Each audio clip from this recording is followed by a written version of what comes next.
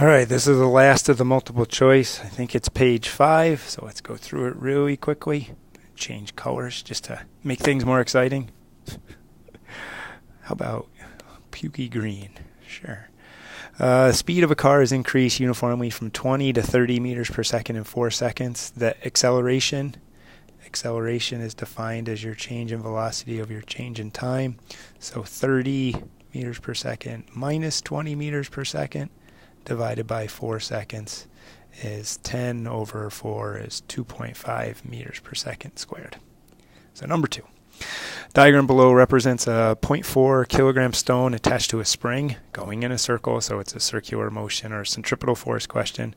They give you the speed as v, they give you the mass m, and they give you the radius r. The magnitude of the centripetal acceleration, which normally we find fc, is mv squared over r, but in this case they just want a. Remember, this is mac, so ac is equal to v squared over r. So don't use the mass. So v squared is 16 divided by 0.8 is 20, I believe. So that answer is 4. So again, reading comprehension. Next one. I sounded like Nicole Powers on that one. Shout out to Nicole. A roller coaster traveling with an initial speed of 15 meters per second decelerates uniformly at -7 meters per second to a full stop. So full stop means v final is 0. How far does the roller coaster travel? You want to know d. So you have v initial, you have a, you have v final, and d. I think it's a vf squared equation. Plus 2ad. So 0 equals 15 squared plus 2 times -7. I'm leaving out units to go quicker, times d. You can do the math. It's 15 squared equals -14 times d. If you divide the -14, it's going to be about 15. So let's say it's 16. I think if you do the math, you'll get 16. All right, next question, 45. In the diagram below, a box is at rest on an inclined plane. Which vector best represents the normal force? So this is Fg. We break Fg into Fg perpendicular and Fg parallel. C is showing what Fn would be. It's balancing Fg perpendicular.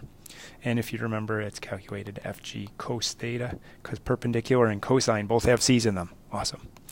All right, next question as I erase.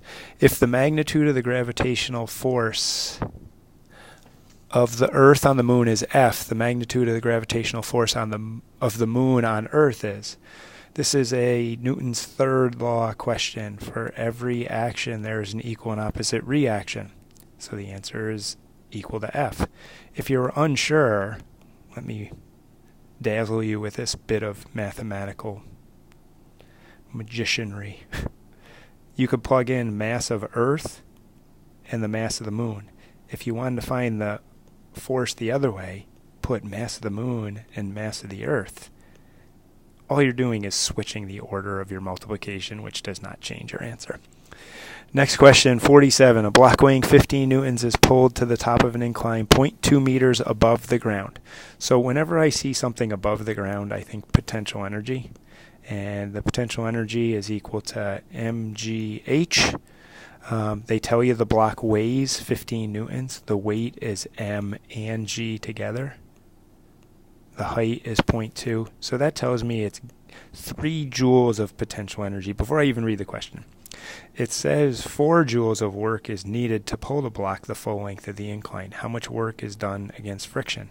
So I did all this work, and I only got 3 joules out. So I did 4 work in, I only got 3 out. 1 joule must have been to overcome friction.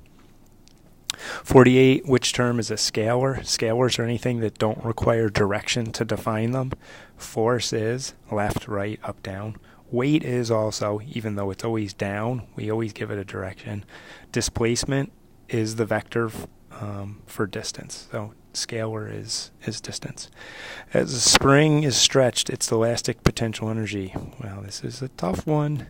As it's stretched, what happens to its elastic potential energy? As this goes up, what happens to PE? It goes up. It goes up exponentially. So, but increases is a good enough answer. And the last question, you have a 1 kilogram rubber ball traveling east at 4 meters per second. So you have the mass of the ball, V of the ball. I won't fill in the numbers yet. Hits a wall and bounces, so it's going this way. Hits the wall and bounces back at 2 meters per second. So it was, I guess I should write these down, 4 meters per second. Now, the fact that one's east and one's west, what you have to recognize is one's positive and one's negative. I would probably pick east as positive and west as negative. Compared to the kinetic energy of the ball before it hit the wall, the kinetic energy of the ball after it bounces off the wall is. Okay, so the signs don't matter because kinetic energy is 1/2 mv squared. It's a scalar. The direction, the sign, the positive or negative, doesn't matter because the square loses it. So 1/2 of 1 times 4 squared is 8 joules. 1/2 of 1 times 2 squared, or negative 2 squared if you want to put it in there, is 2. So the change was 1/4. So the kinetic energy of the ball after it bounces is 1/4. That's great, right? 2 is 1/4 of 8.